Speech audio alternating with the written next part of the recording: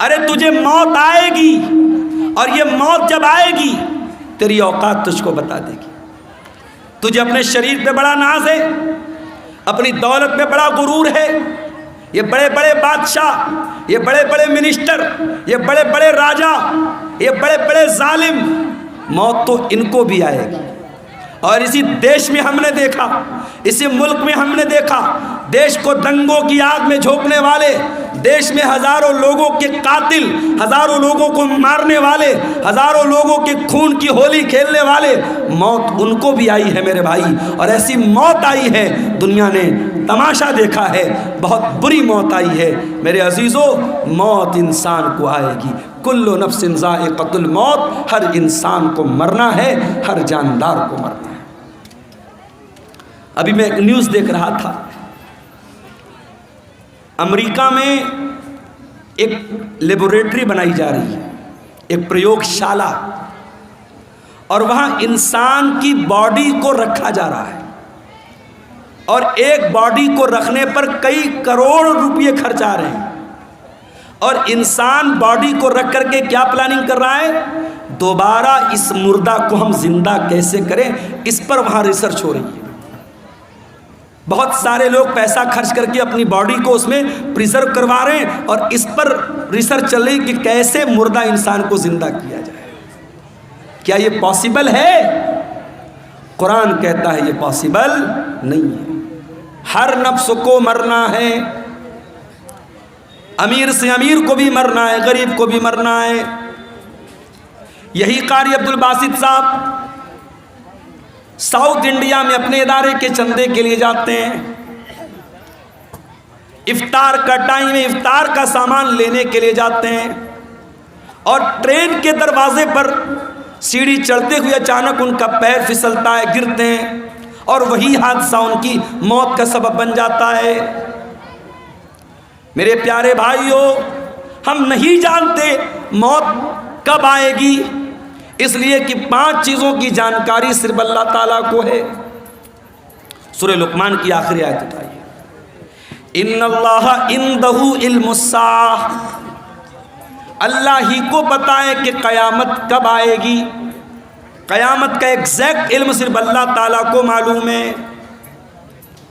قیامت کی نشانیاں بتائی گئی، مگر قیامت ایگزیکٹ کب آئے گی، تاریخ کیا ہوگی، دن کون سا ہوگا، یہ ہمیں نہیں معلوم۔ ان اللہ عندہ علم الساعہ، قیامت کا ایگزیکٹ علم اللہ تعالیٰ کے پاس ہے۔ وَيُنَزِّلُ الْغَيْثَ، بارش کب ہوگی، کتنی ہوگی، کہاں ہوگی، اللہ کو معلوم ہے۔ لیکن کیا سلیمان علیہ السلام کو موت نہیں آئی؟ موت آئی۔ کیسے موت آئی؟ سلیمان علیہ السلام کے حکم سے جنات بیت المقدس کی تعمیر کر رہے تھے، بیت المقدس کی بلڈنگ بنا رہے تھے، اس کا اسٹرکچر کھڑا کر رہے تھے۔ سلیمان علیہ السلام ان کو ڈائریکشن دے رہے تھے، سمجھا رہے تھے، ان کو نردیش دے رہے تھے۔ سلیمان علیہ السلام اپنے عصا کے اوپر، اپنی لاٹھی کے اوپر کھڑے ہو کر کے ان کو بتا رہے تھے، اور اسی حالت میں سلیمان علیہ السلام کو موت آ گئی۔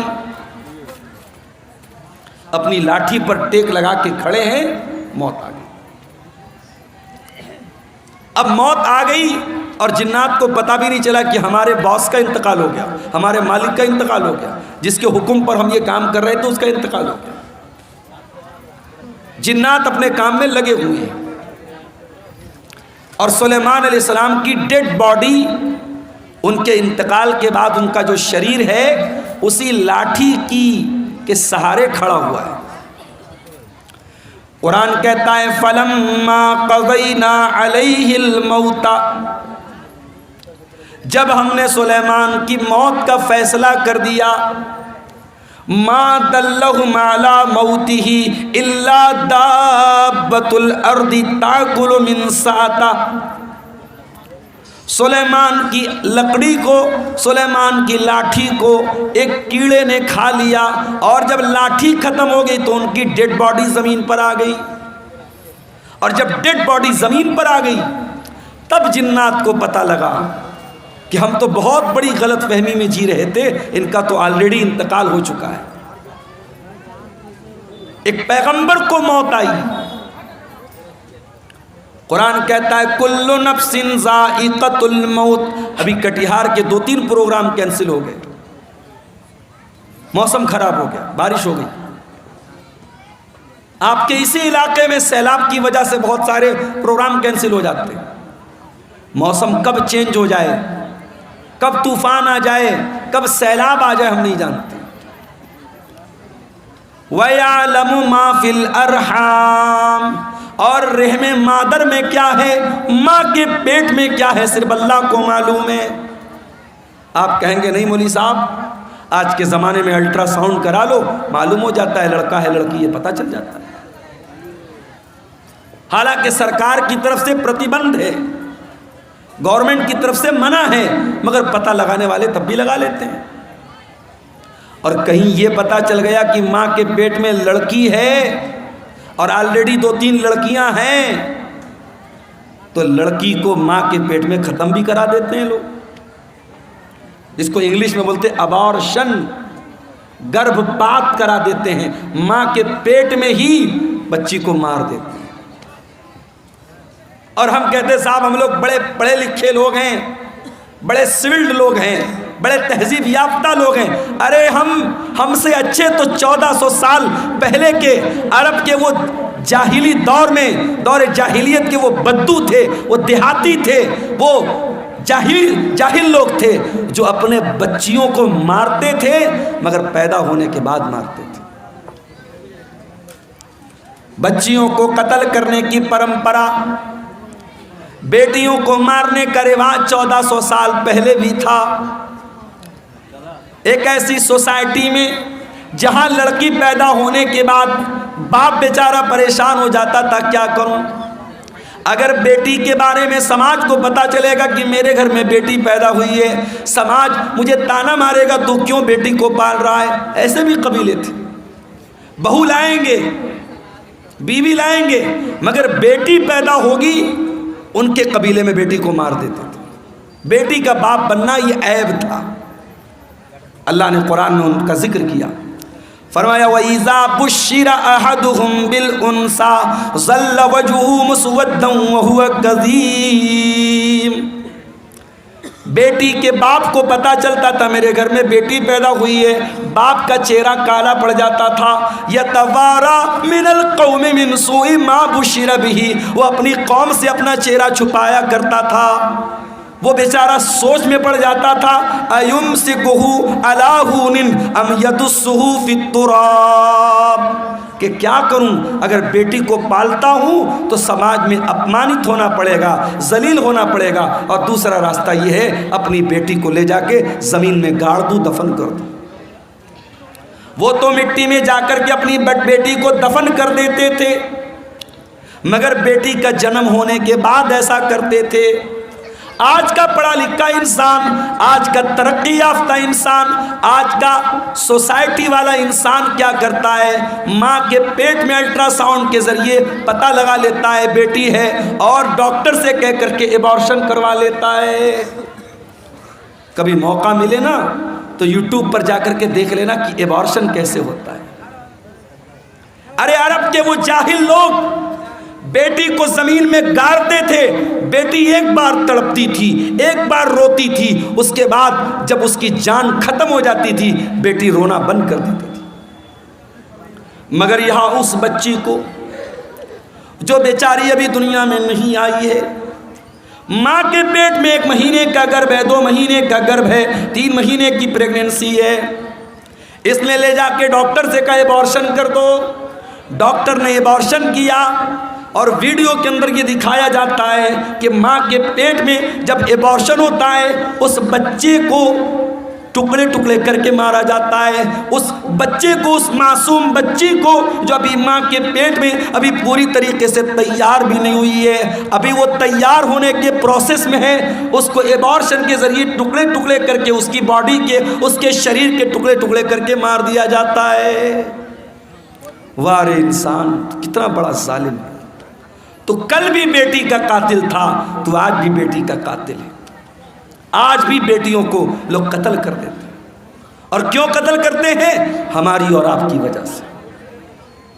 یہ سماج، یہ سوسائٹی جو اپنے آپ کو بڑی دیندار کہتی ہے، جو سال میں جلسے کراتی ہے، جو پروگرام کراتی ہے، جس کے چہرے پر لمبی داڑھی ہے، جس کے ماتھے پر سجدے کا نشان ہے، اسی سماج میں جہیز چلتا ہے، اسی سماج میں بارات چلتی ہے، اسی سماج میں غریب کی بیٹی کی شادی کرنے کے لیے غریب بیٹی کا باپ لون لیتا ہے، زمین بیچتا ہے، جائیداد بیچتا ہے، پھر اپنی غریب لڑکی کی شادی کرتا ہے۔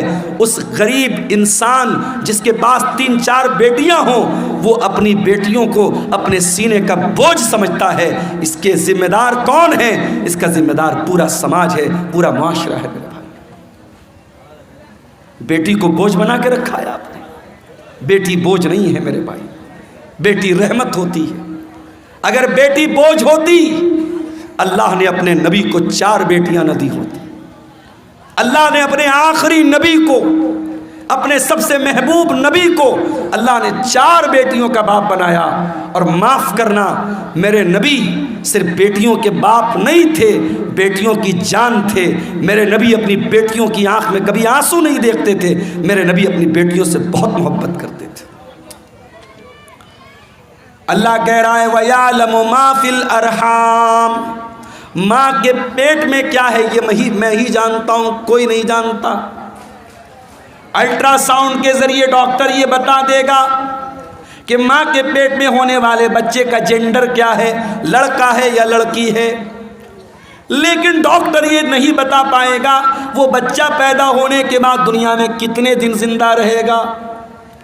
ڈاکٹر یہ بھی نہیں بتا پائے گا وہ لڑکا ہو یا بچہ یا بچی دنیا میں آنے کے بعد نیک بنے گا یا برا بنے گا، نمازی بنے گا یا بے نمازی بنے گا، مسلمان بنے گا یا کافر بنے گا، وہ کیا بنے گا، اس کا کیریکٹر کیا ہوگا، اس کا مزاج کیا ہوگا، اللہ سب جانتا ہے۔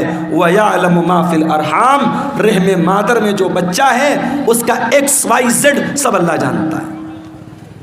اور چوتھی چیز وَمَا تَدْرِي نَفْسٌ مَاذَا تَكْسِبُ غَدًا، اور کوئی نہیں جانتا کہ وہ کل کیا کرے گا۔ آپ سوچتے ہیں کل کہیں پروگرام ہے، آپ پہلے سے پلاننگ بنا کے بیٹھے کل مجھے پروگرام میں جانا ہے، اچانک کوئی معاملہ آ گیا، کوئی حادثہ ہو گیا، کوئی ٹرین لڑ گئی، کوئی بس گر گئی، کوئی روڈ میں جام ہو گیا، کوئی مر گیا، کوئی بیمار پڑ گیا، کچھ بھی ہو سکتا ہے۔ ہم نہیں جانتے، ہم فائنل اور کنفرم نہیں جانتے کہ ہم کل کیا کریں گے۔ ایک پلاننگ کرتے ہیں، ایک اندازہ کرتے ہیں، لیکن کنفرمیشن ہم نہیں بتا سکتے کہ ہم کل کیا کریں گے۔ اور 5ویں چیز وَمَا تَدْرِي نَفْسٌ بِأَيِّ أَرْضٍ تَمُوتُ، اور کوئی نہیں جانتا کہ وہ کہاں مرے گا۔ قاری عبد الباسط صاحب نے بھی نہیں سوچا ہوگا کہ میں کٹیہار کے اور لابھا ہے کون سا ہے یہ ضلع کون سا ہے کٹیہار کے گھسیا گھاٹ کا رہنے والا، کیا انہوں نے سوچا ہوگا کہ میں ساؤتھ انڈیا میں جا کے کیرلا میں جا کر کے میرا انتقال ہوگا؟ نہیں، ان کے بچوں نے نہیں سوچا ہوگا۔ قرآن کریم اٹھاؤ، سورہ واقعہ کے اندر اللہ فرماتا ہے فَلَوْلَا إِذَا بَلَغَتِ الْحُلْقُومَ وَأَنْتُمْ حِينَئِذٍ تَنْظُرُونَ، میرے بندو جب تمہاری موت کا ٹائم آئے گا، جب تمہاری جان حلق تک پہنچ جائے گی اور تم دیکھو گے مرنے والے کے جو قریبی رشتہ دار ہیں وہ پاس میں بیٹھے ہوئے ہیں اور ان کے سامنے انسان کو موت آئے گی۔ کبھی آپ نے کسی کو مرتے ہوئے دیکھا ہے؟ اتفاق سے میرے نانا کا جب انتقال ہوا تو میں وہاں پہ تھا۔ جیسے ہی انسان کا انتقال ہوتا ہے انسان کی آنکھیں اوپر اڑ جاتی ہیں، کیونکہ روح جو ہوتی ہے نا جب فرشتہ لے کے جاتا ہے تو انسان کی آنکھیں پھٹی کی پھٹی رہ جاتی ہیں، اور اگر منہ کھلا ہے تو منہ کھلا کا کھلا رہ جاتا ہے۔ مرنے والے کو تم دیکھ رہے ہو کہ وہ مر رہا ہے۔ وَنَحْنُ أَقْرَبُ إِلَيْهِ مِنْكُمْ وَلَكِنْ لَا تُبْصِرُونَ، ماں کا انتقال ہو رہا ہے، بچے بغل میں بیٹھے ہیں، باپ کا انتقال ہو رہا ہے، بیٹے بغل میں بیٹھے ہیں، بیٹوں کو یہ لگ رہا ہے کہ باپ سے سب سے زیادہ قریب ہم ہیں، بیٹی کو یہ لگ رہا ہے ماں سے سب سے زیادہ قریب ہم ہیں۔ اللہ کہتا ہے وَنَحْنُ أَقْرَبُ إِلَيْهِ مِنْكُمْ وَلَٰكِن لَّا تُبْصِرُونَ، مرنے والے سے سب سے زیادہ قریب ہم ہیں۔ فَلَوْلَا إِن كُنتُمْ غَيْرَ مَدِينِينَ تَرْجِعُونَهَا إِن كُنتُمْ صَادِقِينَ، اے میرے بندو اگر تم کو یہ لگتا ہے کہ کوئی اللہ نہیں ہے، کوئی رب نہیں ہے، کوئی موت دینے والا نہیں ہے، اور تم کسی کے انڈر میں نہیں ہو، تم کسی کے پاور میں نہیں ہو، تو ذرا مرنے والے کو دوبارہ زندہ کر کے دکھا دو، ذرا روح کو واپس ڈال کے دکھا دو۔ نہیں کر سکتے، مردہ زندہ نہیں ہو سکتا میرے بھائی، جو مر گیا وہ مر گیا، اب مرنے کے بعد دوبارہ اس کے اندر جان نہیں ڈال سکتے، یہ ہے موت۔ اور کبھی غور کرنا، موت ہماری بے بسی بتاتی ہے۔ جب ہمارا انتقال ہوتا ہے نا، دنیا میں میں آپ کے سامنے آیا ہوں کرتا پائجامہ صدری پہن کے آیا ہوں، مریں گے تو کیا پہنیں گے؟ کفن پہنیں گے۔ دنیا میں نہانے جائیں گے، کوئی لکس سے نہا رہا ہے، کوئی لائف بوائے سے نہا رہا ہے، کوئی سنتھول سے نہا رہا ہے، کوئی الگ الگ برانڈ کے صابن استعمال کر رہے ہیں۔ جاڑے کا موسم ہے، ہم گرم پانی کر کے نہا رہے ہیں، گھروں میں جو پیسے والے لوگ ہیں گیزر لگواتے ہیں، گرمی کا موسم ہے ٹھنڈے پانی سے نہاتے ہیں۔ مر گیا بیچارہ کچھ نہیں بولتا، گرم سے نہلاؤ، ٹھنڈے سے نہلاؤ، صابن کے ساتھ نہلاؤ، بنا صابن کے نہلاؤ، کچھ نہیں بول سکتا۔ دنیا میں نہاتا تھا، اپنا الگ ایٹیٹیوڈ تھا، آدھا آدھا گھنٹے تک نہاتا رہتا تھا، چہرے کے لیے الگ فیس واش تھا، باڈی کے لیے الگ باڈی واش تھا، بالوں کے لیے الگ شیمپو تھا۔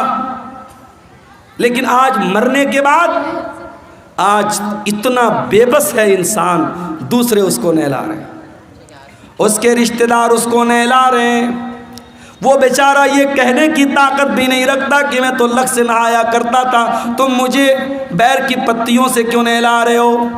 میں تو فلاں صابن سے نہایا کرتا تھا، میرا فیوریٹ صابن کہاں ہے، میرا شیمپو کہاں ہے، میرا باڈی واش کہاں ہے، میرا فیس واش کہاں ہے؟ وہ بیچارہ یہ کہنے کی طاقت بھی نہیں رکھتا کہ میں تو دنیا میں پانی ہمیشہ گرم کر کے نہایا کرتا تھا، تم مجھے ٹھنڈے پانی سے کیوں نہلا رہے ہو؟ دنیا میں نہاتا تھا، باتھ روم میں پیک ہو کر کے نہاتا تھا، آج اس کے نہلانے والے، اس کے گھر والے اس کو نہلا رہے ہیں، اس کے بدن کا کپڑا بھی نہیں اتر رہا ہے، کینچی سے اس کا کرتا کاٹا جا رہا ہے، کینچی سے اس کی بنیان کو کاٹا جا رہا ہے، اس کا تہبند اتارا جا رہا ہے، اس کا انڈر ویئر اتارا جا رہا ہے، آج اس کی شرمگاہ کو دوسرے لوگ کھول کر کے نہلا رہے ہیں۔ اللہ اکبر، کتنی بے بسی ہے میرے بھائی۔ نہلا دیا گیا، اب کفن کا نمبر آیا۔ اسلام کی تعلیم دیکھو، امیر آدمی کو بھی وہی کفن دینا ہے، غریب کو بھی وہی کفن دینا ہے، وہی سوتی کپڑا ہے، وہی سفید چادر ہے۔ دنیا میں بہت رنگین رنگین پہن کر کے چلا کرتا تھا، برانڈڈ کپڑے پہنا کرتا تھا، مہنگے کپڑے پہنا کرتا تھا، آج مرنے کے بعد اسی سوتی چادر میں اسی سوتی چادر میں تجھ کو کفنایا جا رہا ہے، اسی سوتی کفن میں تجھ کو کفنایا جا رہا ہے۔ کفنا دیا گیا، اب اس کے بعد قبرستان لے کے جانا ہے۔ اگر قبرستان قریب میں ہے، جنازے کی چارپائی پہ لاش کو رکھا گیا، چارپائی کو 4 لوگوں نے کندھے پر اٹھایا، لے کے قبرستان پہنچے۔ اتنا بے بس ہے انسان، مرنے کے بعد ہل نہیں سکتا، اس کی باڈی کو 4 لوگ مل کر کے جنازے پر اٹھا کر کے لے کے قبرستان جا رہے ہیں۔ قبرستان لے کے جایا گیا، وہاں پہلے سے قبر کو کھود کر کے ریڈی کیا گیا ہے، جنازے کو قبر میں اتارا گیا، مٹی ڈالی گئی، قبر تیار ہو گئی، گھر والوں نے کھڑے ہو کر کے مغفرت کی دعا کر دی، آسانی کی دعا کر دی، پھر اس کے بعد مٹی ہاتھ سے اپنے مٹی جھاڑ کر کے گھر والے واپس چلے گئے۔ اے انسان تو کتنا غافل ہے، تو کیا کیا حرکتیں کرتا ہے. اس قبر میں نہ تیرا باپ تیرے ساتھ آیا، نہ تیرے بچے تیرے ساتھ آئے، نہ تیری بیوی تیرے ساتھ آئی، نہ تیرا مال تیرے ساتھ آیا، نہ زمین تیرے ساتھ آئی، نہ جائیداد تیرے ساتھ آئی. کل نفس ذائقۃ الموت، ہر نفس کو موت کا مزہ چکھنا ہے. اللہ اپنے نبی سے قرآن میں کہتا ہے وَمَا جَعَلْنَا لِبَشَرٍ مِّن قَبْلِكَ الْخُلْدَ أَفَإِن مِّتَّ فَهُمُ الْخَالِدُونَ. اے نبی، آپ سے پہلے جتنے انسان آئے ان کو بھی موت آئی اور آپ کو بھی موت آنے والی ہے، آپ کو بھی مرنا ہے. اِنَّكَ مَيِّتٌ وَإِنَّهُمْ مَيِّتُونَ. اے نبی آپ بھی مرنے والے ہیں اور یہ سب مرنے والے، سب کو موت آنے والی ہے. ہمارے نبی کو موت آئی کہ نہیں آئی؟ آئیے ذرا سا نبی کی وفات کا نقشہ آپ کے سامنے کھینچتے ہیں. نبی کا انتقال کب ہوا؟ ربیع الاول کے مہینے. عمر کتنی تھی؟ 63 برس. مہینہ کون سا؟ ربیع الاول. تاریخ کون سی؟ 12 تاریخ. دن کون سا؟ سوموار کا دن. تھوڑا اور پیچھے چلو، ربیع الاول کے پہلے جب رمضان کا مہینہ آیا، پیارے نبی کی عادت تھی رمضان میں ہر سال حضرت جبریل علیہ السلام آپ کے پاس آتے تھے اور آپ کو قرآن کا دور کراتے تھے، قرآن پڑھاتے تھے اور آپ ان کو قرآن سناتے تھے. آخری بار جب آپ کی زندگی کا آخری رمضان تھا، اللہ کے پیارے نبی نے جبریل کو 2 مرتبہ قرآن سنایا. اللہ کے نبی نے حضرت جبریل کو 2 مرتبہ قرآن سنایا. یہ اس بات کی علامت تھی کہ اب آخری رمضان ہے، اب اس کے بعد کوئی رمضان آنے والا نہیں ہے. کچھ دنوں کے بعد جب حج کا موسم آیا، اللہ کے پیارے نبی نے اپنے صحابہ سے کہا میں حج کے سفر پہ جا رہا ہوں، جس کو میرے ساتھ حج کرنا ہے وہ چل سکتا ہے. صحابہ اکرام اپنے نبی کے ساتھ حج کے سفر پہ نکلے. 1 لاکھ سے زیادہ صحابہ حج کے اس سفر میں اپنے نبی کے ساتھ ہیں. اور اس حج کے دوران اللہ کے پیارے نبی بار بار اپنے صحابہ سے کہہ رہے ہیں خُذُوا عَنِّی مَنَاسِکَکُمْ خُذُوا عَنِّی مَنَاسِکَکُمْ. او لوگوں مجھ سے حج کا طریقہ سیکھ لو، مجھ سے حج کے ارکان سیکھ لو. ہو سکتا ہے کہ آئندہ سال تم اپنے نبی کو نہ پاؤ، ہو سکتا ہے آئندہ سال میرا انتقال ہو جائے، ہو سکتا ہے آئندہ سال میں زندہ نہ رہوں. آپ نے حج کیا ہے اور حج کے 2.5 مہینے کے بعد آپ کا انتقال ہو گیا. ذی الحجہ، محرم، سفر، ربیع الاول. ذی الحجہ میں آپ نے حج کیا ہے، ربیع الاول میں آپ کا انتقال ہوا ہے. انتقال سے پہلے آپ نے حضرت معاذ بن جبل رضی اللہ تعالیٰ عنہ کو یمن بھیجا تھا.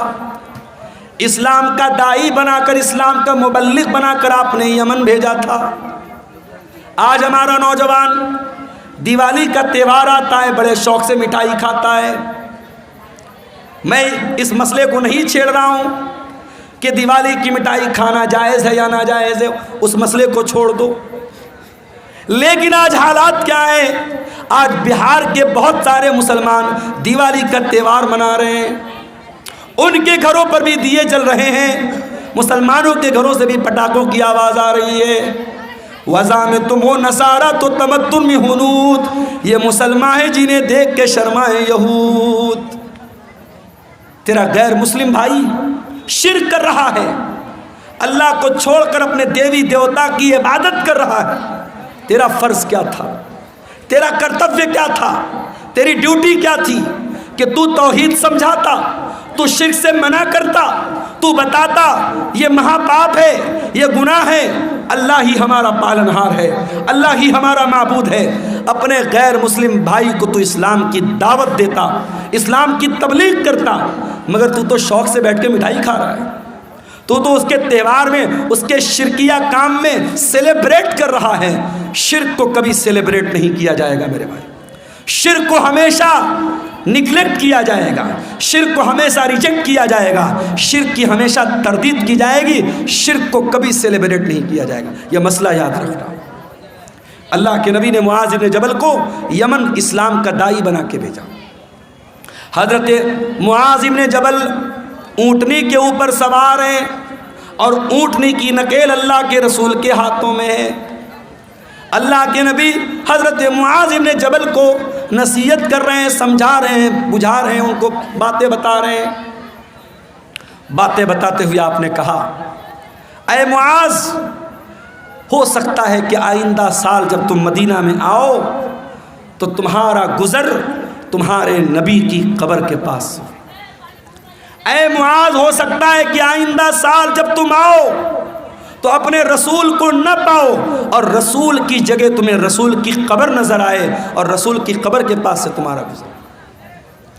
حدیث کے الفاظ ہیں، اتنا سننا تھا کہ معاذ ابن جبل رونے لگے، آنکھوں سے آنسو جاری ہو گئے۔ اے اللہ کے نبی، کیا وہ دن بھی دیکھنا پڑے گا؟ آپ کی جدائی کو سہنا پڑے گا، آپ بھی ہم کو تاغ مفارقت دے کے چلے جائیں گے، آپ بھی ہمیں چھوڑ کے چلے جائیں گے۔ یہ منظر یاد کر کے حضرت معاذ ابن جبل رونے لگے۔ جب وہ رونے لگے تو اللہ کے پیارے نبی نے مدینہ کی طرف اشارہ کیا، مدینہ کی طرف اشارہ کیا اور آپ نے فرمایا، اے معاذ ابن جبل، ان اول الناس بی المتقون من کانوا وحیث کانوا۔ اے معاذ، کان کھول کر کے سن لو، اگر مجھ سے محبت کرتے ہو اور قیامت کے دن میرے ساتھ رہنا چاہتے ہو، متقی بن جانا، پرہیزگار بن جانا، اللہ سے ڈرنے والے بن جانا۔ جو متقی ہوں گے، جو پرہیزگار ہوں گے، وہ ہمیشہ میرے ساتھ رہیں گے۔ یہ بشارت آپ نے سنائی۔ میرے بھائیوں، نبی کو احساس تو ہو گیا تھا کہ آپ کا انتقال ہونے والا ہے۔ اس کے بعد جب آپ مکہ فتح ہو گیا تھا، مکہ فتح ہونے کے بعد جب قرآن کی آیت اتری، اذا جاء نصر اللہ والفتح ورأیت الناس يدخلون فی دین اللہ افواجا فسبح بحمد ربک واستغفرہ انہ کان توابا۔ جب قرآن کی یہ چھوٹی سورت نازل ہوئی تو نبی سمجھ گئے کہ اب جب اللہ کا دین مکمل ہو رہا ہے، اللہ کا مشن پورا ہو رہا ہے، اس کا مطلب کہ اب میری موت کا ٹائم قریب آ رہا ہے۔ انہی دنوں میں اللہ کے نبی بیمار پڑ گئے۔ ایک انصاری صحابی کے جنازے میں آپ گئے۔ یہ سفر کی آخری تاریخوں میں سے کوئی تاریخ تھی، غالباً سفر کی 27 تاریخ تھی۔ آپ جنازے میں سے واپس آنے لگے، آپ کے سر میں بہت تیز درد ہونے لگا۔ آپ گھر آئے، آپ نے حضرت عائشہ سے کہا، عائشہ میرے سر میں بہت تیز درد ہو رہا ہے۔ حضرت عائشہ نے آپ کے سر پر پٹی رکھ دی، آپ کو بہت تیز بخار آیا اور بخار اتنا تیز تھا کہ پٹی کے اوپر سے بھی بخار کی گرمی محسوس ہو رہی تھی۔ یہ بدھ کا دن تھا، یہ بدھ کا دن تھا اور سفر کی آخری تاریخوں میں سے کوئی تاریخ تھی۔ یہیں سے اللہ کے نبی کی بیماری کا آغاز ہوتا ہے۔ اللہ کے پیارے نبی کو خیبر کے موقع پر ایک یہودی عورت نے گوشت میں زہر ملا کر کے کھلایا تھا۔ اس گوشت کا اثر 4 سال کے بعد ظاہر ہو رہا تھا۔ آپ حضرت عائشہ سے کہتے تھے، اے عائشہ، وہ گوشت جو میں نے خیبر میں کھایا تھا، اس کے اندر جو زہر ملا تھا، اس زہر کا اثر میں اپنی اتڑیوں کے اندر پاتا ہوں، اپنے معدے کے اندر پاتا ہوں۔ اس زہر کا اثر آپ نے اپنی باڈی پر محسوس کیا۔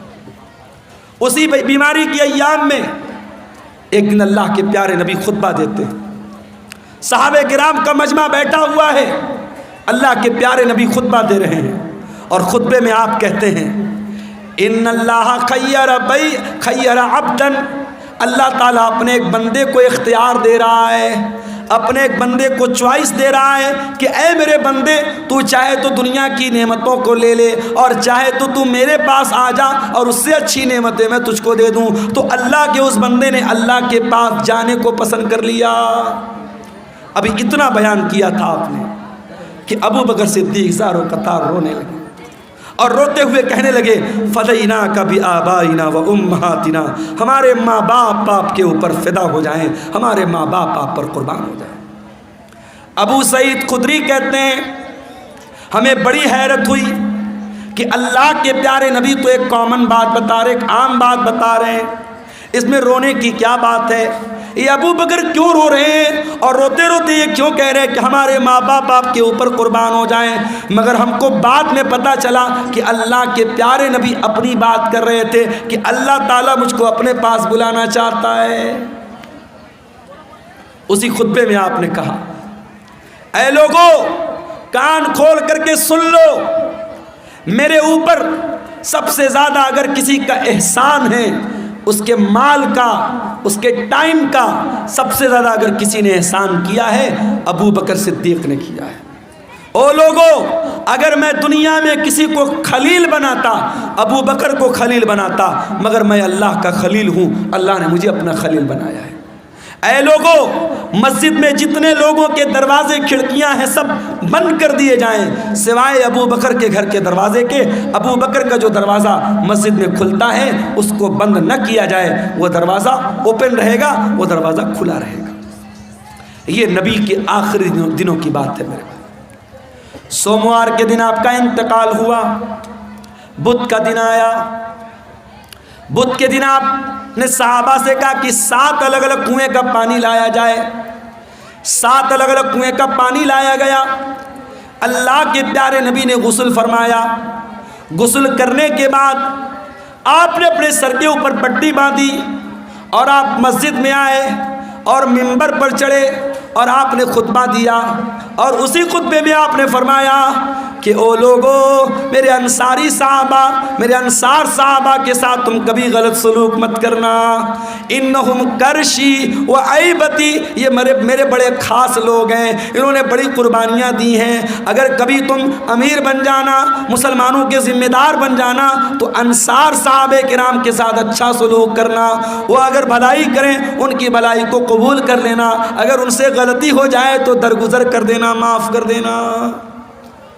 جمعرات کا دن آیا، نبی نے ظہر پڑھائی، نبی نے عصر پڑھائی، نبی نے مغرب پڑھائی، اور مغرب کی نماز میں آپ نے سورۃ المرسلات کی تلاوت کی۔ عشاء کا ٹائم آیا، حضرت بلال آئے، اے اللہ کے نبی نماز کا ٹائم ہو چکا ہے، لوگ آپ کا انتظار کر رہے ہیں۔ آپ نے کہا پانی لاؤ، پانی لایا گیا، آپ نے غسل کیا۔ غسل کرنے کے بعد آپ کھڑے ہوئے، تھوڑی دور آگے بڑھے، چکر کھا کے گر پڑے۔ ہوش آیا، پوچھا صلی الناس، کیا نماز ہو گئی؟ لاہم ینتظرونک یا رسول اللہ، اے اللہ کے نبی لوگ آپ کا انتظار کر رہے ہیں، ابھی نماز نہیں پڑھی لوگوں نے۔ پھر آپ نے غسل کیا، پھر آپ اٹھ کر کے جانے لگے، پھر غشی طاری ہو گئی، پھر گر پڑے۔ 3 بار ایسا ہوا، 3 بار چکر کھا کے اللہ کے پیارے نبی گر پڑے زمین کے اوپر۔ جب 3 بار ایسا ہو گیا اور آپ سمجھ گئے کہ اب میری طبیعت مسجد میں جانے لائق نہیں ہے، تو آپ نے کہا کہ جاؤ ابو بکر سے کہو وہ لوگوں کو نماز پڑھائیں۔ لوگ حضرت ابو بکر کے پاس آئے، چلیے آپ نماز پڑھائیے، اللہ کے نبی کا آرڈر ہے۔ ابو بکر بڑے نرم دل آدمی تھے، بڑے رحم دل آدمی تھے۔ انہوں نے حضرت عمر سے کہا کہ اے عمر، آپ جا کر کے نماز پڑھا دیجئے۔ حضرت عمر نے کہا نہیں، اللہ کے نبی نے آپ کو پرمیشن دی، آپ چل کر کے نماز پڑھائیے۔ 17 ٹائم کی نمازیں نبی کی زندگی میں، نبی کے آخری ایام میں ابو بکر صدیق نے پڑھائی۔ جمعرات کے دن کی عشاء کی نماز، جمعہ کی 5 ٹائم کی نماز، سنیچر کو 5 ٹائم کی نماز، اتوار کو 5 ٹائم کی نماز، اور سوموار کی فجر کی نماز، یہ ٹوٹل 17 نمازیں حضرت ابو بکر صدیق نے اللہ کے پیارے نبی کی زندگی میں آخری دنوں میں پڑھائی تھی۔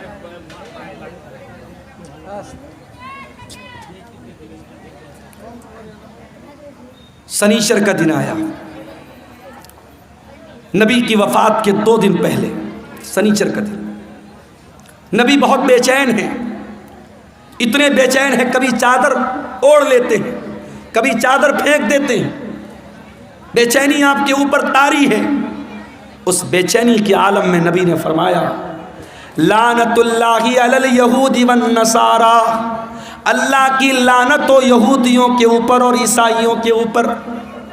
اللہ کی لعنت و یہود و نصارہ کے اوپر، اتخذوا قبور انبیائہم مساجد، انہوں نے اپنے نبیوں کی قبروں کو مسجد بنا لیا، اپنے نبیوں کی قبروں پر جا کر کے سجدہ کرنے لگے۔ او لوگو تم میری قبر پر ایسا کچھ مت کرنا۔ نبی اپنے آخری ٹائم میں قبر پرستی سے منع کر رہے ہیں۔ جس نبی نے اپنی وفات سے 2 دن پہلے اپنی امت کو شرک سے روکا ہے اور قبر پرستی سے روکا ہے، آج سیمانچل کو چھوڑ دیجئے، سیمانچل الحمدللہ اس برائی سے بہت حد تک پاک ہے۔ آپ بہار کے اور علاقوں میں چلے جائیے، آپ جھارکھنڈ کے علاقوں میں چلے جائیے، آپ بارسوئی چلے جائیے، آپ کلکتہ چلے جائیے، آپ بہار کے سہرسام میں چلے جائیے۔ ایسے ایسے علاقے ہیں میرے بھائی جہاں ہر محلے میں کوئی مزار ہے، کوئی قبر ہے، جہاں سجدے ہو رہے ہیں، جہاں مرادیں مانگی جا رہی ہیں، جہاں بگڑی بننے کا دعویٰ کیا جا رہا ہے۔ نبی نے اپنی امت کو بت پرستی سے منع کیا تھا، آج نبی کے ماننے والے، نبی کے امتی جگہ جگہ قبروں کی پوجا کر رہے ہیں اور قبر کی عبادت کر رہے ہیں۔ اسی سنیچر کے دن اللہ کے پیارے نبی نے اپنے صحابہ سے کہا کہ کوئی قلم لے آؤ، کاغذ لے آؤ، میں کوئی تحریر لکھ کے دے دیتا ہوں تاکہ تم میرے بعد گمراہ مت ہو جانا۔ اب جب نبی نے یہ بات کہی کہ قلم لے آؤ، کاغذ لے آؤ، میں کچھ لکھ دیتا ہوں، تو اب صحابہ کرام میں آپس میں اختلاف ہو گیا۔ کچھ صحابہ نے کہا کہ نبی کی حالت بہت کمزور ہے، آپ کی سچویشن بہت کمزور ہے، بیمار ہیں آپ کو ابھی یہ تکلیف دینے کی ضرورت نہیں ہے، ہمارے پاس قرآن ہے، اللہ کے نبی کی حدیث ہے، وہ کافی ہے، ہمیں کسی اور تحریر کی ضرورت نہیں ہے۔ کچھ لوگوں نے کہا جب اللہ کے نبی خود کہہ رہے ہیں کہ قلم لے آؤ، کاغذ لے آؤ، میں لکھ دیتا ہوں تو لے آؤ۔ اس بات پر آپس میں جھگڑا ہونے لگا، بحث ہونے لگی، اور جب بحث ہونے لگی اللہ کے نبی نے کہا چلے جاؤ یہاں سے، نبی نے سب کو وہاں سے ہٹا دیا۔ اس کا مطلب یہ ہوا کہ اگر وہ بات اتنی امپورٹنٹ ہوتی، اتنی اہم ہوتی کہ اس کے بغیر مسلمانوں کا کام نہ چلتا تو نبی صحابہ سے یہ نہ کہتے کہ چلے جاؤ، نبی کہتے لے آؤ، میں ہر حال میں لکھ کے دے دیتا ہوں۔ نبی نے نہیں لکھوایا، اس کا مطلب کہ وہ بات پہلے سے آپ بتا چکے تھے، وہ بات کوئی اتنی امپورٹنٹ بات نہیں تھی۔ اتوار کا دن آیا، نبی کی وفات سے 1 دن پہلے کا دن، نبی نے اپنے سارے غلاموں کو آزاد کر دیا۔ نبی کے گھر میں جتنے ہتھیار تھے، تلوار تھی، ڈھال تھی، زرہ تھی، سب آپ نے مسلمانوں کے لیے وقف کر دیا۔ اتنا ہی نہیں، آپ کے گھر میں 7 دینار تھے، آپ نے ان کو بھی صدقہ خیرات کر دیا۔ اتوار کا دن گزارنے کے بعد جب رات آئی ہے اور چراغ جلانے کے لیے تیل کی ضرورت پڑی ہے تو اماں عائشہ کہتی ہے میرے پاس تیل نہیں تھا، مجھے پڑوسی سے مانگنا پڑا، تب جا کر کہ محمد رسول اللہ کے گھر میں چراغ جلا ہے، روشنی ہوئی ہے۔ اللہ اکبر۔ میری پیاری ماں اور بہنوں، آج آپ کا چپل آپ کی پسند کا نہ آئے، آپ کا کپڑا آپ کی پسند کا نہ آئے، آپ کی پسند کی جویلری آپ کا شوہر نہ لائے تو میاں بیوی میں جھگڑا ہو جاتا ہے۔ بیوی کہہ دیتی ہے ارے جائیے، آپ کے ساتھ تو شادی کر کے میں پھنس گئی، شادی کر کے پھنس گئی آپ کے ساتھ، آپ تو کبھی میری پسند کا سامان نہیں لاتے ہیں۔ آج شوہر اپنا دل اور کلیجہ نکال کے رکھ دے تب بھی بیوی خوش نہیں ہونے والی۔ وہ ایک لطیفہ ہے نا کہ ایک مولوی صاحب تھے، بہت اچھی تقریر کرتے تھے، بہت پبلک ان کی بڑی عزت کرتی تھی، بڑا لوگ احترام کرتے تھے، اور گھر میں جو ان کی گھر والی تھی وہ ان کی عزت ہی نہیں کرتی تھی، ان کو مانتی نہیں تھی۔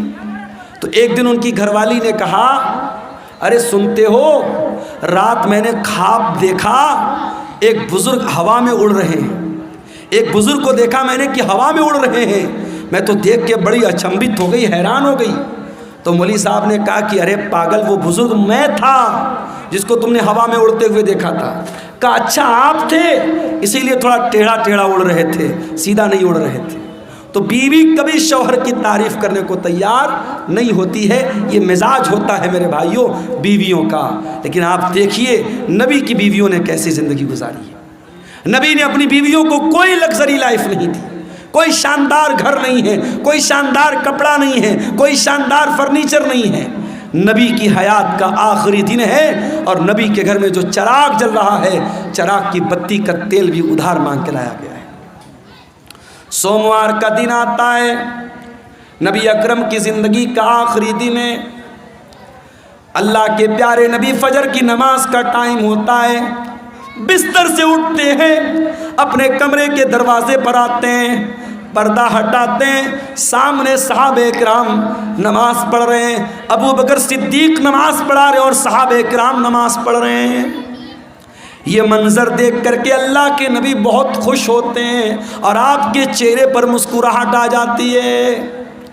آپ جب مسکرانے لگتے ہیں تو صحابہ کرام نماز کی حالت میں اپنے نبی کی مسکراہٹ کو محسوس کر لیتے ہیں۔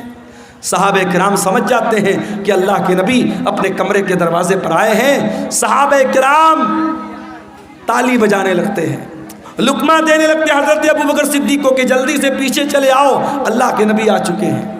لیکن جب اللہ کے نبی نے محسوس کیا کہ صحابہ کرام چاہتے کہ میں امامت کراؤں تو آپ نے اشارہ کیا کہ نماز پوری کرو، اور اس کے بعد آپ نے پردہ گرا دیا۔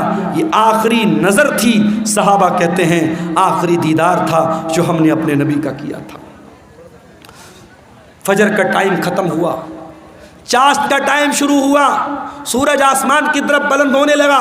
جیسے جیسے سورج بلند ہو رہا ہے چاشت کا ٹائم ہو رہا ہے، محمد رسول اللہ کی تکلیف بڑھ رہی ہے۔ میرے بھائی، آپ نے اپنی بیٹی حضرت فاطمہ کو بلوایا۔ حضرت فاطمہ نے آ کر کے اپنے باپ کو تکلیف میں دیکھا، فرمایا واہ کربا ابتا، ہائے میرے ابا جان کی تکلیف۔ آپ نے فرمایا لیس علی ابی کی کربن بعد اليوم، اے میری بیٹی فاطمہ آج کے بعد تیرے باپ کے اوپر کوئی تکلیف آنے والی نہیں ہے، آج تیرے باپ کی زندگی کا آخری دن ہے۔ احساس ہو گیا تھا آپ کو کہ آج آخری دن ہے۔ پھر آپ نے حضرت فاطمہ کے کان میں کہا اے فاطمہ میں بہت جلد دنیا سے جانے والا ہوں، میں چھوڑ کر کے تم کو دنیا سے جانے والا ہوں، تیرا باپ تجھ سے جدا ہونے والا ہے۔ یہ سن کر کے حضرت فاطمہ کی آنکھوں سے آنسو آ گئے۔ پھر آپ نے ان کے کان میں فرمایا اے فاطمہ میرے اہل بیت میں، میرے گھر والوں میں سب سے پہلے تم مجھ سے ملو گی، تمہارا انتقال سب سے پہلے ہوگا، اور اے فاطمہ تم تمام جنتی عورتوں کی سردار بنو گی۔ جب حضرت فاطمہ نے یہ سنا ان کے چہرے پر مسکراہٹ آ گئی۔ آپ نے حسن و حسین کو بلایا، ان کی پیشانی کو چوما اور لوگوں سے کہا کہ میرے یہ نواسے ہیں، ان کا خیال کرنا، ان کے حقوق کا خیال کرنا، ان کے ساتھ کوئی ظلم نہ ہونے پائے۔ پھر آپ نے اپنی بیویوں کو بلوایا، تمام بیویاں اکٹھا ہو گئیں، آپ نے ان کو واضح و نصیحت کی، ان کو سمجھایا، ان کو اچھی اچھی باتیں بتائیں۔ اس کے بعد آپ نے یہ بھی فرمایا، دو چیزوں کی آپ نے وصیت کی۔ اس بے چینی کی عالم میں جب آپ کی زبان سے الفاظ بھی صحیح طریقے سے نہیں نکل رہے تھے، آپ نے فرمایا الصلاۃ الصلاۃ وما ملکت ایمانکم، او لوگو نماز کی پابندی کرتے رہنا، نماز کا خیال کرتے رہنا، اور اپنے غلاموں کا، اپنے نوکروں کا، اپنے ماتحتوں کا خیال کرنا۔ نماز کی پابندی کرنا اور اپنے انڈر میں کام کرنے والے اپنے نوکروں، اپنے خادموں کا خاص خیال رکھنا۔ حضرت عبد الرحمن ابن ابو بکر مسواک لے کر کے آئے، نبی کی نظر مسواک پر پڑ گئی۔ آپ نے حضرت عائشہ کو اشارہ کیا کہ میں بھی مسواک کرنا چاہتا ہوں۔ حضرت عائشہ نے اپنے بھائی سے مسواک لی اور مسواک کو اپنے دانتوں سے نرم کیا اور وہ مسواک اللہ کے نبی کو دے دی۔ اللہ کے پیارے نبی نے اپنی وفات سے کچھ دیر پہلے مسواک کیا۔ علماء کہتے ہیں اگر کسی کو اندازہ ہو جائے کہ میرا انتقال ہونے والا ہے، میری موت ہونے والی ہے، آخری ٹائم میں مسواک کرنا بھی اللہ کے نبی کی سنت ہے۔ اس کے بعد آپ نے وہیں پر ایک پیالے میں پانی رکھا ہوا تھا، آپ کو اپنے اوپر موت کی سختیاں محسوس ہوئیں۔ کیا بات ہے، کیوں اٹھ رہے ہیں آپ؟ بارش ہو رہی؟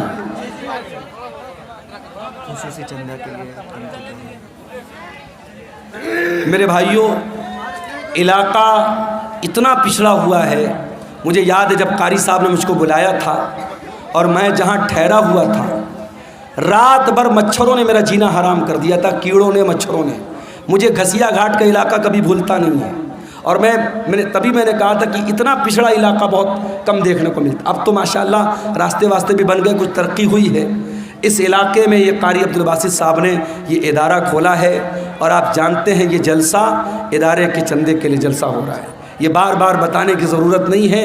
میں بنگالی علماء کی طرح چندہ کرنے والا مقرر نہیں ہوں، لیکن میں آپ سے گزارش کرتا ہوں یہ جلسے والوں کی محنت پر پانی مت پھیریے. بارش ہو رہی ہے، ہلکی پھلکی بارش ہو رہی ہے، اگر ہو بھی رہی تھوڑا بہت بھیگ بھی گئے تو مسئلہ نہیں ہے، لیکن آپ اس ادارے کے اوپر پیسوں کی بارش ضرور کر کے جائیے گا. اور جو بھی چندہ 100 200 1000 لاکھ 2 لاکھ جو بھی آپ دے کے جا سکتے ہیں ادارے کا تعاون کر کے جائیے گا. خصوصی طور پر یہ میری آپ سے گزارش ہے، ادارہ آپ کے تعاون کا محتاج ہے. علاقہ آپ دیکھ رہے ہیں، ادارے کی ضرورت آپ دیکھ رہے ہیں. میں رسول کی وفات کا واقعہ بیان کر رہا ہوں، تھوڑی دیر اور آپ کے صبر کا امتحان لیتا ہوں، پھر میں آپ سے اجازت لے لوں گا. اللہ کے نبی کا آخری ٹائم ہے میرے بھائی، اور موت کی شدت آپ محسوس کر رہے ہیں. آپ نے موت کی اس شدت میں اپنے چہرے پر پانی ڈالا اور آپ نے کہا اللہم انی علی سکرات الموت، اے اللہ میری مدد کر، موت کی سختیوں پر میری مدد کر. حضرت عائشہ کہتی ہیں کہ نبی کے اوپر جب میں نے موت کی سختی کو دیکھ لیا، اس وقت تک میں موت کی سختی کو برا سمجھتی تھی، مگر جب اپنے نبی کے اوپر میں نے موت کی سختی کو دیکھا تو میں سمجھ گئی کہ موت کی سختی برحق ہے، اور موت کی سختی کسی کے اوپر بھی آ سکتی ہے. پھر آپ نے آسمان کی طرف ہاتھ اٹھایا، آپ نے فرمایا مع الرفیق الاعلی، اے اللہ مجھے سب سے بہترین لوگوں کی صحبت عطا فرما. مع الذین انعمت علیہم من النبیین والصدیقین والشہداء والصالحین، اے اللہ اپنے نبیوں کے ساتھ مجھے اٹھانا، اپنے صدیقین کے ساتھ مجھے اٹھانا، اپنے نیک بندوں کے ساتھ اٹھانا. اتنا کہنے کے کیا کیڑے مکوڑے بھی جو ہے نا اپنے نبیوں کے ساتھ ہے اللہ تعالیٰ مجھ کو اٹھانا. اور یہی پڑھتے ہوئے اللہ کے نبی نے اپنے ہاتھ اٹھائے اور آپ کے ہاتھ زمین پر گر گئے اور آپ کی روح آپ کے بدن سے نکل گئی اور اللہ کے آخری نبی بھی اللہ کو پیارے ہو گئے. انا للہ و انا الیہ راجعون. یہ منظر تھا اللہ کے نبی کی وفات کا. اور جب آپ کی وفات ہو گئی صحابہ کرام پر جو بیتی تھی میرے بھائیوں وہ بیان کے باہر تھی. حضرت فاطمہ نے کہا یا ابتا من جنت الفردوس مأوا یا ابتا الی جبریل ننا، اے میرے ابا جان ہم آپ کی موت کی خبر جبریل امین کو دے رہے ہیں. اے ابا جان آپ کا ٹھکانہ جنت الفردوس ہے. یا بتا اجاب ربن دعا، اے ابا جان آپ نے اپنے رب کی دعوت کو قبول کر لیا، اپنے رب کے پاس چلے گئے. یہ نبی کی وفات کا منظر تھا میرے بھائی. نبی کے انتقال کے بعد آپ کی جنازے کی نماز بھی ہوئی، مگر کسی ایک امام کی اقتداء میں نہیں ہوئی. لوگ آتے گئے پڑھتے چلے گئے، پہلے مردوں نے پڑھی، پھر عورتوں نے پڑھی، پھر بچوں نے پڑھی. ایک ایک کر کے 2 2 کر کے 3 3 کر کے لوگ آتے تھے، پڑھتے تھے، چلے جاتے تھے. کسی امام کے پیچھے آپ کی جنازے کی نماز نہیں ہوئی. اور جب نبی کو دفنایا گیا تو حضرت فاطمہ نے کہا تھا حضرت انس سے اطابت انفسکم ان تحسو علی رسول اللہ صلی اللہ علیہ وسلم التراب. اے انس تمہارے دل نے گوارا کیسے کیا کہ تم نے نبی کے اوپر مٹی ڈالی تھی. نبی کے اوپر مٹی ڈالنا اور نبی کو مٹی میں اتارنا، قبر میں اتارنا کیسے تم نے گوارا کر لیا.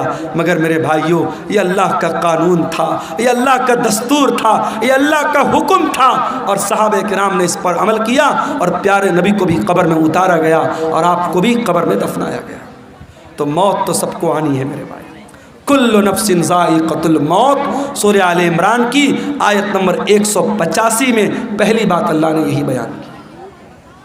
اس کے بعد فرمایا وَإِنَّمَا تُوَفَّوْنَ أُجُورَكُمْ يَوْمَ الْقِيَامَةِ، اور اے میرے بندو مرنے کے بعد جب تم اللہ کے پاس جاؤ گے تو قیامت کے دن تمہارے عمل کا پورا پورا بدلہ تمہیں دیا جائے گا.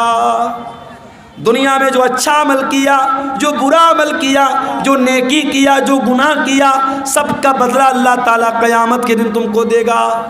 دنیا میں نیکی کا پھل مل بھی سکتا ہے، نہیں بھی مل سکتا ہے، گناہ کی سزا مل بھی سکتی ہے، نہیں بھی مل سکتی ہے، مگر نیکی اور گناہ کی اصل جو اس کی جزا ہے، جو سزا ہے، وہ آخرت میں ملے گی۔ دنیا دار العمل ہے، آخرت دار الجزا ہے۔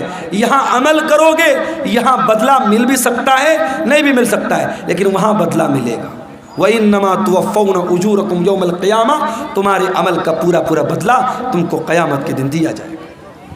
یہ دوسری بات اللہ نے بیان کی۔ اور تیسری بات، فَمَنْ زُحْزِحَ عَنِ النَّارِ وَأُدْخِلَ الْجَنَّةَ، جس کو قیامت کے دن اللہ تعالیٰ جہنم کی آگ سے بچا لے گا اور جنت میں داخل کر لے گا، وہی کامیاب ہونے والا ہے۔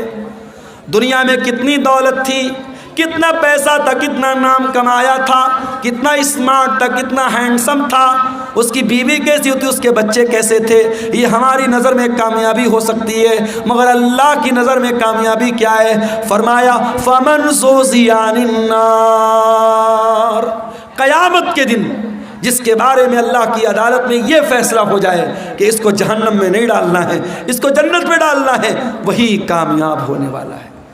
میرے بھائی، دنیا میں کوئی آئی اے ایس کا ایگزام پاس کر لے، کوئی آئی پی ایس کا ایگزام پاس کر لے، کوئی پولیس کی بھرتی کا ایگزام پاس کر لے، کوئی ٹیچنگ کے ایگزام میں پاس ہو جائے، اخبار میں نام آتا ہے، گھر والے مٹھائی بانٹتے ہیں، میرے بیٹے نے نیٹ پاس کر لیا، میرا بیٹا آئی اے ایس کے ایگزام میں پاس ہو گیا، میری بیٹی نے میڈیکل کا ایگزام پاس کر لیا۔ ذرا سوچو کتنی خوشی کا لمحہ ہوگا جب قیامت کے دن اللہ کی عدالت میں یہ فیصلہ ہوگا، میرا یہ بندہ پاس ہو گیا، یہ میرا بندہ پاس ہو گیا، اس کو جنت میں لے کے جاؤ۔ اور اس انسان کے لیے کتنا افسوس کا مقام ہوگا جس کے بارے میں یہ فیصلہ ہوگا کہ اس کے بارے میں اللہ کہے گا اس کو جہنم میں لے کے جاؤ۔ میرے عزیزو، کامیابی یہ ہے، اس کامیابی کو حاصل کرنا ہے، اس کے لیے ہمیں محنت کرنا ہے۔ جہنم سے ہم کیسے بچ جائیں اور اپنے پریوار کو ہم کیسے بچا لیں، اس پر ہم محنت کریں، اس پر ہم کام کریں، یہ کرنے کا کام ہے۔ اسی لیے اللہ قرآن میں کہتا ہے قُوا أَنفُسَكُمْ وَأَهْلِيكُمْ نَارًا، اے ایمان والو اپنے آپ کو اور اپنے گھر والوں کو جہنم کی آگ سے بچاؤ۔ دنیا کی آگ سے بچا لیا تو کون سا کمال کیا؟ دنیا کی آگ میں انسان ایک بار جلے گا، جل کے ختم ہو جائے گا، مگر قیامت کے دن کی جو جہنم کی گرمی ہوگی میرے بھائیوں، وہ بار بار جہنم کی آگ میں انسان کو جلایا جائے گا، تڑپایا جائے گا۔ جہنم کا عذاب سہن نہیں کر سکتے ہم، برداشت نہیں کر سکتے ہم۔ جب برداشت نہیں کر سکتے تو قرآن کہتا ہے جہنم کی آگ سے اپنے آپ کو بچانے کی تیاری کرو۔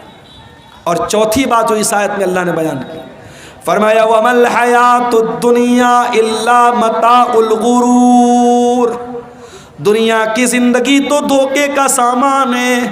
جس دنیا کے چکر میں پڑ کر تم اللہ کو بھول کے بیٹھے ہو، جنت کو بھول کے بیٹھے ہو، رسول کو بھول کے بیٹھے ہو، آخرت کو بھول کے بیٹھے ہو، یہ دنیا تو دھوکے کا سامان ہے۔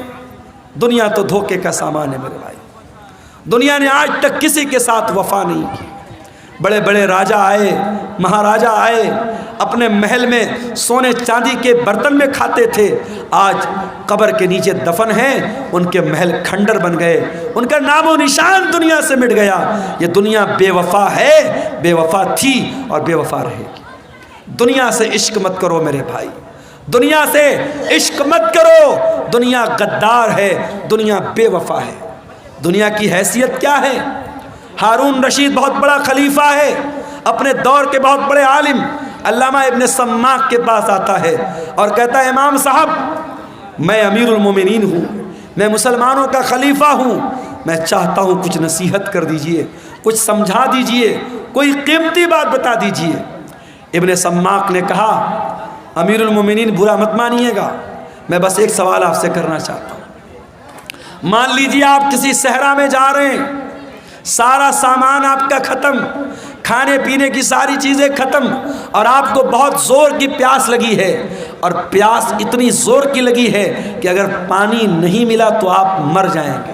ایک آدمی آتا ہے اور ایک پیالہ پانی آپ کو کہتا ہے کہ ایک پیالہ پانی میں دوں گا، شرط یہ ہے کہ آپ اپنی آدھی بادشاہت مجھ کو دے دیں۔ تو اے امیر المومنین، آپ کیا کریں گے؟ اس کو بادشاہت دے دیں گے اور پانی لے کر کے جان بچائیں گے یا بادشاہت بچائیں گے؟ ہارون رشید نے کہا میں بادشاہت دے دوں گا، آدھی بادشاہت دے دوں گا اور پانی لے لوں گا۔ ابن سماک نے کہا اے امیر المومنین، پانی آپ نے پی لیا، پانی باڈی کے اندر رک گیا، پانی تھم گیا، پیشاب لگا ہے مگر پیشاب کا راستہ بند ہو گیا، پیشاب نہیں نکل رہا ہے، آپ کو درد ہو رہا ہے، تکلیف ہو رہی ہے، اگر پیشاب نہ ہوا تو آپ مر جائیں گے، زندگی کے آخری کگار پہ پہنچ گئے۔ اب ایک دوسرا انسان آیا، اس نے کہا ہارون رشید، میں تیرا پیشاب جو رکا ہے اس کو کھول سکتا ہوں، تیرا پیشاب ہو جائے گا، تیرے بدن میں جو پانی رکا ہے باہر نکل جائے گا، کنڈیشن یہ ہے کہ تو اپنی آدھی حکومت مجھ کو دے دے۔ تو کیا آپ اس کو دے دیں گے؟ ہارون رشید نے کہا ہاں میں دے دوں گا۔ ہارون رشید نے کہا ہاں میں دے دوں گا۔ ابن سماک نے کہا امیر المومنین، بس یہی پیغام ہے، اس بادشاہت پہ غرور مت کیجیے گا، اس سلطنت پر دھوکہ مت کھائیے گا، اس سلطنت کی اوقات ایک پیالہ پانی اور پیشاب کے چند قطرے ہے، اس سے زیادہ اس حکومت کی حیثیت نہیں ہے، اس بادشاہت کی حیثیت نہیں ہے۔ میرے عزیزو، آج بہت سارے لوگ ہمارے بیچ میں ہیں، کل نہیں ہوں گے۔ آج اپنے پیسے پر آپ کو غرور ہے تو کان کھول کے سن لو، آپ سے زیادہ پیسہ قارون کے پاس تھا۔ اگر آپ گاؤں کے پردھان ہیں، آپ علاقے کے منسٹر ہیں، اپنے علاقے کی بڑی ہستی ہیں اور آپ کو بڑا ناز ہے کہ صاحب میرا بڑا نام ہے، میری بڑی شان و شوکت ہے، آپ سے زیادہ شان و شوکت فرعون کی تھی، آپ سے بڑی بادشاہت نمرود کے پاس تھی، نہ نمرود کی بادشاہت اس کے کام آئی، نہ فرعون کی سلطنت اس کے کام آئی، نہ قارون کی دولت اس کے کام آئی، نہ قوم عاد کی طاقت اس کے کام آئی، نہ قوم سمود کا پاور اس کے کام آیا۔ میرے پیارے ساتھیوں، اگر کام آنے والی کوئی چیز ہے، اللہ کا دین کام آئے گا، آپ کے نیک عمل آپ کے کام آئیں گے، ایمان آپ کے کام آئے گا، آپ کا عقیدہ آپ کے کام آئے گا۔ میرے عزیزو، سورہ آل عمران کی اس آیت میں 4 سبق ہمیں ملے۔ پہلا سبق مرنا ہے، کل نفس ذائقۃ الموت، ہر نفس کو موت کا مزہ چکھنا ہے۔ یہ مدرسے والے چندے کے لیے آپ سے اپیل کر رہے ہیں، اور آپ اتنے بھی غریب نہیں ہیں 150 آپ نہ دے سکے، مگر آج نہیں دے رہے ہیں، اور جب مر جائیں گے تو بیٹا کیا کرے گا؟ زندگی میں کبھی باپ کی طرف سے صدقہ نہیں کیا، کبھی باپ نے خود صدقہ نہیں کیا، مر گیا تو بیٹا کیا کر رہا ہے؟ باپ کی طرف سے مدرسہ بنوا رہا ہے، باپ کی طرف سے ٹیوب ویل لگوا رہا ہے، ماں کی طرف سے مسجد میں قرآن دے رہا ہے۔ ارے زندگی میں ماں باپ کی قدر کرو اور زندگی میں صدقہ خیرات کیا کرو۔ اللہ کے نبی سے پوچھا گیا سب سے افضل صدقہ کون سا ہے، سب سے بہترین صدقہ کون سا ہے؟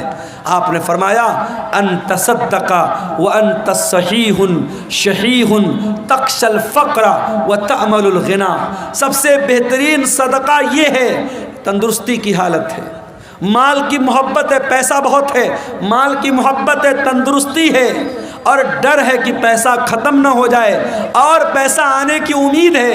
ایسی سچویشن میں جو صدقہ کیا جائے وہ سب سے بہترین صدقہ ہے۔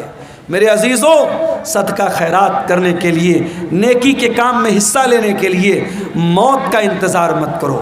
موت آئے گی اور پل بھر میں آپ کا فیصلہ کر دے گی، موت آپ کا کام تمام کر دے گی۔ اس لیے میرے عزیزوں، قرآن کیا کہہ رہا ہے؟ یا ایھا الذین آمنوا لا تلہکم اموالکم ولا اولادکم عن ذکر اللہ، اے ایمان والو، تمہارا مال اور تمہاری اولاد تم کو اللہ کے ذکر سے غافل نہ کر دے۔ مال کے چکر میں کہیں اللہ کو بھول نہ جانا، اولاد کے چکر میں کہیں اللہ کو بھول نہ جانا۔ وَمَن يَفْعَلْ ذَلِكَ فَأُولَئِكَ هُمُ الْخَاسِرُونَ، اور جو ایسا کرے گا وہ بہت نقصان اٹھائے گا۔ وَأَن وَأَنفِقُوا مِمَّا رَزَقْنَاكُمْ مِن قَبْلِ أَن يَأْتِيَ أَحَدَكُمُ الْمَوْتُ، اور اے ایمان والو ہم نے جو روزی دی ہے اس میں سے خرچ کرو اس کے پہلے کہ موت آ جائے۔ فَيَقُولَ رَبِّ لَوْلَا أَخَّرْتَنِي إِلَىٰ أَجَلٍ قَرِيبٍ فَأَصَّدَّقَ وَأَكُن مِّنَ الصَّالِحِينَ۔ کہیں ایسا نہ ہو کہ موت کے آنے کے بعد تم کہو کہ اے اللہ 1 گھنٹے کا ٹائم اور دے دے، 1 منٹ کا ٹائم اور دے دے، میں تیری راہ میں صدقہ کرنا چاہتا ہوں، میں نیک بننا چاہتا ہوں۔ وَلَن يُؤَخِّرَ اللَّهُ نَفْسًا إِذَا جَاءَ أَجَلُهَا، لیکن اللہ کا قانون یہ ہے موت آ گئی تو 1 سیکنڈ پہلے نہیں مر سکتے، 1 سیکنڈ بعد میں نہیں مر سکتے۔ مجھے بہت اچھی طریقے سے یاد ہے 10 اکتوبر 2020 کی وہ شام، 10 اکتوبر 2020 کی وہ رات جب میری ماں کا انتقال ہوا تھا، اور میں بنارس کے اپنے گھر کے بہت قریب کے ہاسپٹل میں ماں کو لے کے جا رہا تھا۔ ہارٹ اٹیک آیا تھا، شوگر کی پیشنٹ تھی وہ، اور بائک پر بٹھا کر پیچھے میرا چھوٹا بھائی بیٹھا تھا، اور ہاسپٹل کے کیمپس کے اندر جیسے ہی ہم داخل ہوئے تھے ماں کا جسم بے جان ہو کے بائک سے نیچے گرا تھا، اور جب ماں کو ہم لوگوں نے سارے بھائی وہاں پہنچ چکے تھے، اور جب ماں کو اٹھا کر کے ہم لوگ ICU میں لے کے جا رہے تھے تو نیچرل بات ہوتی ہے مرنے کے بعد انسان کی باڈی کا وزن بڑھ جاتا ہے، وزن سے اندازہ لگ گیا کہ اب روح نکل چکی ہے، اب موت آ چکی ہے۔ ہمارے پاس کرنے کو باتیں بہت تھی، ہم لوگ کہہ سکتے تھے 5 منٹ پہلے لائے ہوتے، ڈاکٹر نے دیکھا ہوتا، یہ ہوا ہوتا، وہ ہوا ہوتا، یہ سب بہانے اپنی جگہ، قرآن کی یہ آیت اپنی جگہ، وَلَن يُؤَخِّرَ اللَّهُ نَفْسًا إِذَا جَاءَ أَجَلُهَا۔ موت تو اپنے وقت پر آتی ہے میرے بھائی، اس لیے اپنے نوجوان ساتھیوں سے بھی کہنا چاہتا ہوں، سیمانچل کے جلسوں میں میں کہیں کہیں بڑی بے حیائی بھی دیکھتا ہوں، سڑکوں پر لڑکے لڑکیوں کا جمگھٹ بھی دیکھتا ہوں، بڑا ایسا ماحول میں دیکھتا ہوں، پورے انڈیا میں وہ ماحول کہیں نظر نہیں آتا۔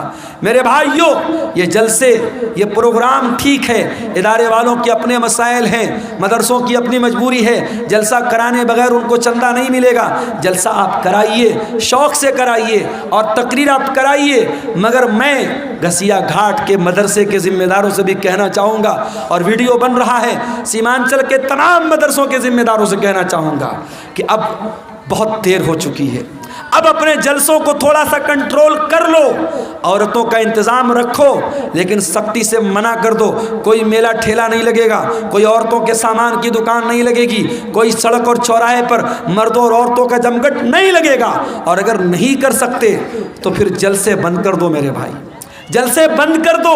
یہ میلے کے نام پر اگر مردوں عورتوں کا جمگھٹ ہوتا ہے تو اتنا بڑا گناہ نہیں ہے، اتنا بڑا گناہ نہیں ہے جتنا بڑا گناہ بڑے بڑے بینر لگا کے، بڑے بڑے فاٹک لگا کے، بڑے بڑے علماء کی تقریر کرا کے، اور سڑکوں پر مردوں عورتوں کا جب ہم جمگھٹ دیکھتے ہیں، جوان جوان لڑکیاں جا رہی ہیں اور جوان لڑکے ان کو دیکھ کر آوازیں کس رہے ہیں، اشارے بازی کر رہے ہیں، نین مٹکا ہو رہا ہے، یہ منظر دیکھ کر واللہ دل کو تکلیف ہوتی ہے۔ اور میں یہ سوچتا ہوں 2009 سے میں سیمانچل میں آ رہا ہوں، 15 سال ہو گئے، ہر سال آ رہا ہوں، تقریریں کر رہا ہوں، لیکن حالات جس کے تس ہے بلکہ اور برے ہو رہے ہیں۔ حالات کب سدھریں گے میرے بھائی؟ ہم کب جاگیں گے؟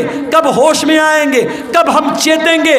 کب اپنے عمل کو ہم سدھاریں گے؟ میرے عزیزوں، آج کی تقریر میں یہی پیغام دے رہا ہوں کہ اس کے پہلے کہ موت آ جائے اور یہ گناہ کرتے ہوئے اللہ کے یہاں ہم چلے جائیں، اپنے عمل کی اصلاح کر لو میرے بھائی، اپنی برائیوں سے توبہ کر لو، اور یاد رکھو توبہ کرنے کے لیے کل کا انتظار مت کرو، جاؤ اپنے کمرے کا دروازہ بند کرو، جس طریقے سے بیٹھ کر کے بند کمرے میں موبائل دیکھتے ہو، جاؤ اپنے کمرے کی لائٹ بھی بند کر دو، دروازہ بھی بند کر دو، اور وضو کر کے اللہ کے سامنے ہاتھ پھیلاؤ اور سوچو کہ اب تک کی زندگی کیسی گزری تھی، اپنے گناہوں کو یاد کرو، اپنے خطاؤں کو یاد کرو، اور اگر اللہ کی بارگاہ میں روتے ہوئے 2-4 قطرے آنسوؤں کے گر گئے، واللہ کہہ رہا ہوں ان آنسوؤں کی بڑی قیمت ہے اللہ کے یہاں، ان آنسوؤں کی بڑی قیمت ہے اللہ کے ہاں۔ اللہ کے پیارے نبی فرماتے ہیں اللہ کو 2 چیزیں بہت زیادہ پسند ہیں، من قطرتین، 2 قطرے اللہ کو بہت پسند ہیں، قطرۃ دموع من خشیت اللہ، ایک اللہ کے خوف سے بہنے والا آنسو کا قطرہ، قطرۃ دم تحراق فی سبیل اللہ، اور ایک خون کا قطرہ جو اللہ کی راہ میں بہتا ہے۔ میرے عزیزو، توبہ کر لو، جوانی میں توبہ کر لو، اپنی طاقت کے دور میں توبہ کر لو، کل بڑھاپے میں توبہ کرنے کا کوئی مطلب نہیں ہوگا۔ در جوانی توبہ کردن شیوئے پیغمبری، وقت پیری گرگ ظالم می شوت پرہیزگار۔ جوانی میں توبہ کرو، یہ نبیوں کا طریقہ ہے۔ بڑھاپے میں تو بھیڑیا بھی شریف بن جاتا ہے، جب منہ میں دانت نہیں، پیٹ میں آنت نہیں، شریف بن گئے تو کون سا کمال کیا۔ یہ رات کا ٹائم ہے میرے بھائی، یہ بڑا سہانا وقت ہے، بڑی برکت والا وقت ہے۔ اس وقت ہم اللہ تعالیٰ سے اگر توبہ کریں گے، اللہ سے رجوع کریں گے، مجھے یقین ہے اللہ ضرور ہماری توبہ کو قبول کرے گا۔ اور جب سچی توبہ کر لو تو اب تک جو گناہ کا کام کرتے تھے اس گناہ سے باز آ جاؤ، اس گناہ کو چھوڑ دو۔ اگر موبائل کا غلط استعمال کرتے تھے، یہی سے توبہ کر لو، نہیں کریں گے۔ اگر زنا کاری اور بدکاری میں ملوث تھے، اگر اغلام بازی میں ملوث تھے، اگر حرام کا کوئی کاروبار کرتے تھے، اگر آج میں بھی آ رہا تھا، راستے میں ہماری کار کے ڈرائیور نے کہا، راستے میں کئی جگہ غیر مسلموں کی بستی گزری، ڈرائیور نے کہا مولانا صاحب ایک بات بولوں آپ کو؟ میں نے کہا بتاؤ۔ کہنے لگا کہ بہار میں اور خاص طور سے ہمارے اس علاقے میں آج کے دن ہمارے بہت سارے غیر مسلم بہت جوا کھیلتے ہیں، اور ان کا یہ ماننا ہے، غیر مسلم بھائیوں کا یہ ماننا ہے کہ دیوالی کی رات جو جوا کھیلے گا اور جیت جائے گا وہ سال بھر ہمیشہ جیتے گا، وہ کبھی ہارے گا نہیں۔ یہ مانتا ہے ان کی۔ اور ایک دن پہلے بھی دھن تیرس کا تہوار تھا، آپ نے دیکھا ہوگا مارکیٹ میں بڑی بھیڑ لگی تھی، بڑی بھیڑ لگی تھی۔ دھن تیرس والے دن ہمارے غیر مسلم بھائیوں کا یہ ماننا ہے کہ کچھ نہ کچھ سامان ان کو خریدنا ہے، چاہے جھاڑو ہی خریدیں گے مگر خریدیں گے۔ اور آج ابھی ہم لوگ چائے پینے کے لیے راستے میں رکے تو ایک صاحب نے بتایا کہ دکاندار فون پے نہیں لے رہا، وہ کیش چاہیے اس کو، اس نے کہا ہم فون پے سے پیمنٹ نہیں لیں گے، آج کے دن ہم کیش لیتے ہیں، ہم فون پے نہیں لیتے ہیں۔ تو یہ ہمارے غیر مسلم بھائیوں کے ہاں آستھا کے نام پہ بہت ساری چیزیں اندھ وشواس ہیں جو دھیرے دھیرے ہمارے یہاں بھی آ رہا ہے۔ میرے بھائیوں، اندھ وشواس سے بچو، اور جوا کھیلنا ہمیشہ حرام ہے اسلام میں۔ غیر مسلم بھائیوں کے ایک تہوار پہ کھیل رہے ہیں، مگر ہمارے مذہب میں کسی تہوار پہ کھیلنا یا کسی تہوار پہ شراب پینا جائز نہیں ہے۔ شراب سال کے 360 دن حرام ہے، جوا سال کے 360 دن حرام ہے۔ تو سورہ آل عمران کی اس آیت کی روشنی میں چند باتیں میں نے رکھی ہیں، اور میں اپنے آپ کو بڑا خوش نصیب سمجھتا ہوں کہ قاری عبدالباسط صاحب، بڑی میٹھی آواز تھی ان کی، بڑی محبت سے بولتے تھے۔ آج ان کے بچوں نے الحمدللہ اپنے باپ کی وراثت کو سنبھالا ہے، مدرسے کو چلا رہے ہیں۔ ہماری ذمہ داری بنتی ہے، علاقے کا پرانا ادارہ ہے، اور ایک بزرگ نے اس کو زندگی بھر سینچا ہے، آج وہ ہمارے بیچ میں نہیں ہے، ان کے بچے چلا رہے ہیں۔ ہم اس ادارے کو ہم اس کا تعاون کریں، اللہ تعالی ہم سب کو اس کی توفیق عطا فرمائے۔ ہمارے یوٹیوبر بھائی جو یہاں آئے ہوئے ہیں، ہر جگہ یہ بھیڑ کے چھتا کی طرح مائک کو گھیرے رہتے ہیں، آپ حضرات سے بھی خصوصی گزارش ہے ادارے کا تعاون